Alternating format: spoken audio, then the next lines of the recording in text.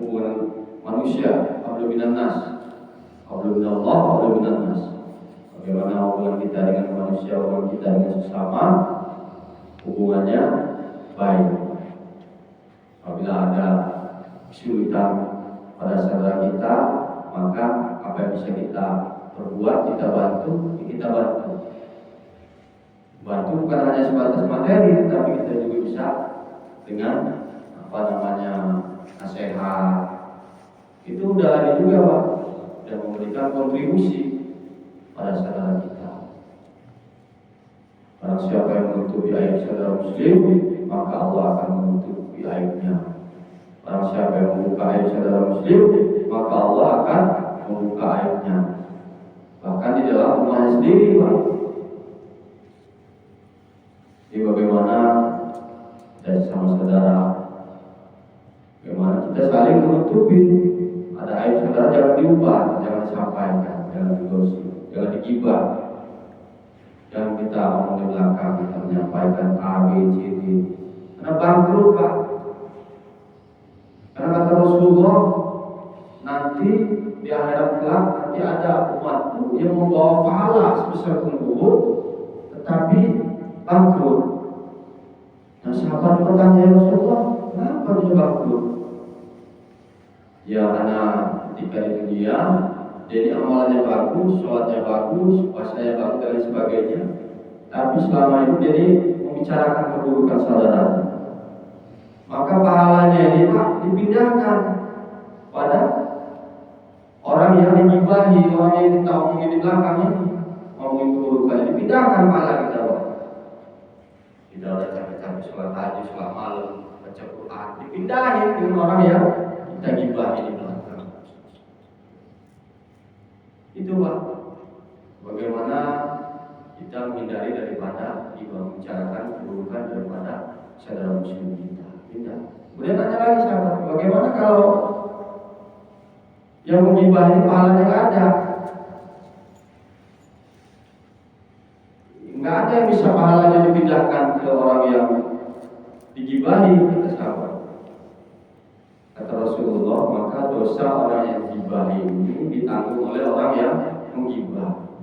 Kita nggak berbuat dosa, berbuat dosa, katakanlah apa yang mencuri, tapi kita kasih dosa mencuri umpamanya, Pak, dipindahkan ke kita. Nauzubillahi min dzalik. Kita yang nanggung, Pak. Jadi orang yang berbuat, kita yang nanggung. Padahal perkara mulut, Pak, perkara lisan. Kita tidak mampu menjaga lisan kita. Hati-hati dengan lisan. Kita membicarakan orang lain, kalau nggak gibah itu fitnah. 2 itu, Pak. Kecuali disunahkan kita membicarakan kebaikan. Tapi biasanya setan ini pintar juga, Pak. Jika kita bicarakan kebaikan, misalnya si A ini si bulan bagus ya, orangnya begini, tapi si Anu adanya begini. Nah, tapinya itu Pak yang kerok yang membuat lecok ini. Ya, maka bagaimana menjaga hubungan sesama manusia. Kemudian segala sesuatu amal bagaimana kita niatkan untuk ikhlas. Tasihuniyah, kita luruskan niat kita sebelum beramal, jika beramal dan setelah beramal. Kita luruskan niat semata-mata mengharapkan ridho Allah Subhanahu wa taala. Bagaimana dari awal sampai akhir ini niat kita lurus semata-mata mengharapkan ridho Allah Subhanahu wa taala. Kadang di awal niat kita lurus, tapi di pertengahan kadang bisa berubah niatnya. Itu yang bisa menghapuskan daripada pahala-pahala kita.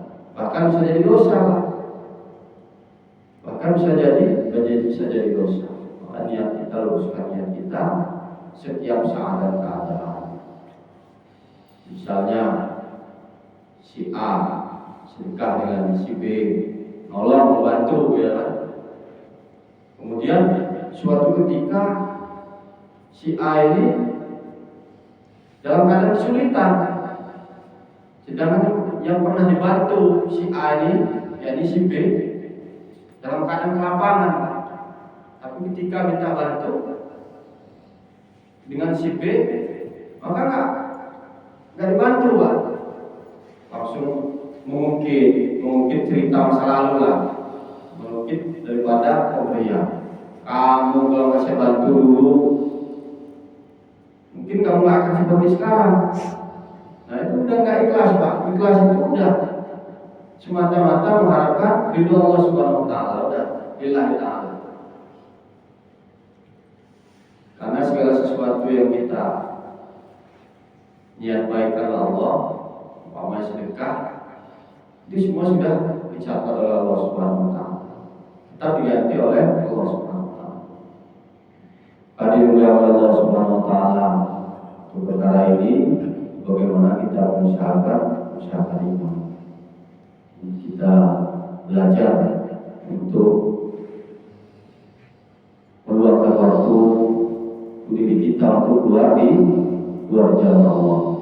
3 hari, 40 hari, 4 bulan. Ini ada saudara kita dari Sulawesi, dari Makassar, korban waktu, harta diri waktu selama 4 bulan dan saudara kita dari Makassar datang ke Lampung juga untuk mensukseskan daripada istimewa kita di Lampung, membantu dia menyampaikan daripada undangan terbuka untuk kaum muslimin dan muslimat tabligh akbar Indonesia berdoa.